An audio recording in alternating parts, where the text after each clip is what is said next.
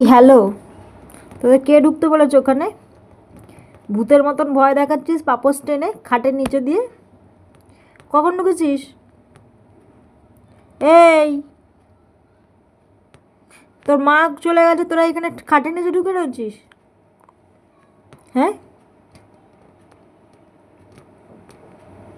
আমি ভাবছি যে ঘরে তো নেই, তাহলে ওরাও নিশ্চয়ই বেরিয়ে গেছে।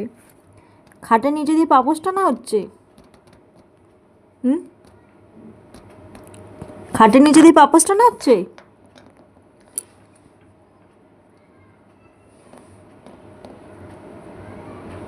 এই, বেরো, আয়, আয়, আয়। যদি পটি হিসু কিছু করেছো না ঘরে, দেখবে কি করবো খালি। ঠিক আছে তো?